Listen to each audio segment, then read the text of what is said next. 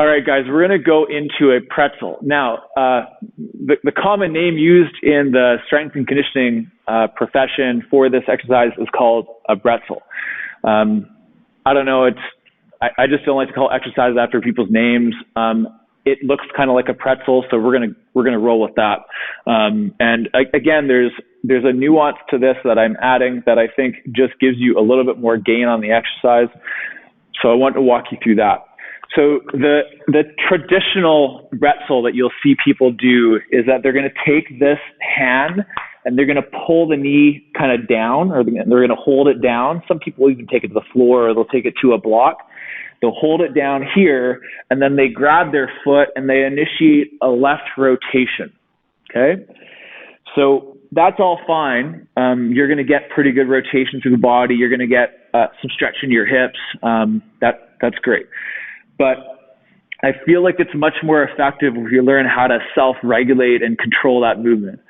So what I'm going to do is I'm going to start this movement by initiating a stepping forward function with my left lower body.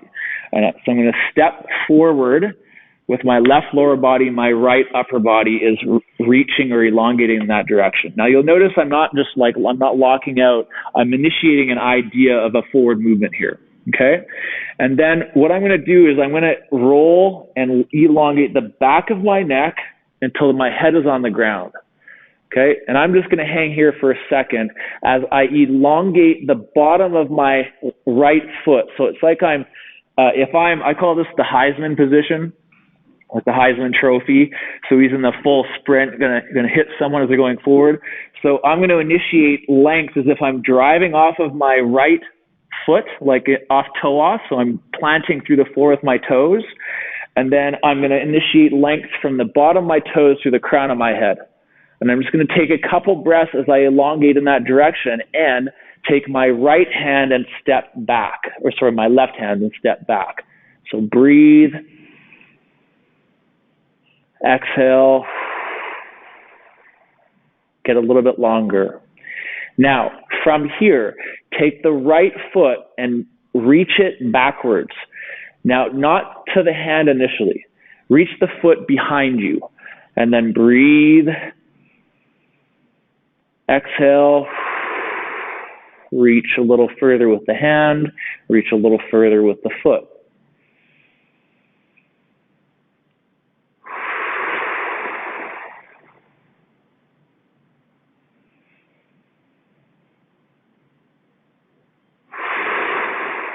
Okay, now, if you're really flexible and you have outstanding control, you'll be able to get to the foot without needing to cheat. But most people are going to need to cheat to get to the foot. And I would suggest that's probably a good thing to do, to get to the foot. And I'll show you why. Okay, so you'll try this position and you're going to try to reach the foot and the hand to this space behind you. And you probably won't get there. Okay, but then I'm going to let you cheat. So you're going to let your head come up, grab on to the outside edge of your foot with your palm facing up, and then let your foot roll to the ground and your shoulder roll back. Now, you'll notice that I'm keeping this leg stepping forward. That actually takes a lot of work and control. I feel a lot of action going around my abdominal wall. My hip is stabilizing pretty hard to hold that forward direction. When you start doing this, you're probably not going to have that control or that strength. So what you can do is you can take your hand around the shin. Now, most people will take the knee down to the hand. Don't do that. Keep the knee forward, not down, and then meet the hand to the knee. And then the knee is actually going to engage forward into the hand. The hand's not going to pull the knee down. Now, the hand will help hold the knee here. It's going to help hold the knee here. It's not going to do all the work. So the knee is still stepping forward to the hand, but it's not doing all the work, okay? So you hold there, roll it back, think broad shoulders, nice and long through the spine.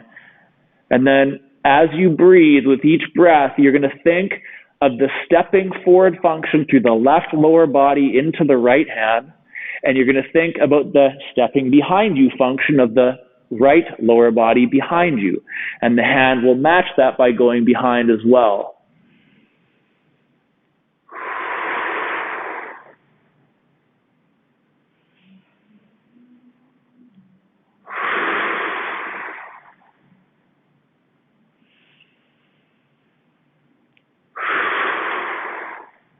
Okay, so that's the pretzel.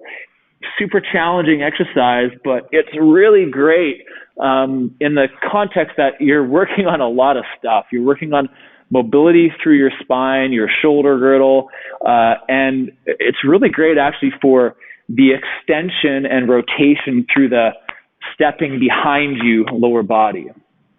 So very often people have a restriction in extension and internal rotation in their hip. This exercise is really, really good when done properly to mobilize and open up, free up that extension and internal rotation of the hip. Because remember, the foot's rolling to the ground, right? All right, that's the pretzel. Have fun with that, and hope you enjoy. Let me know what you think.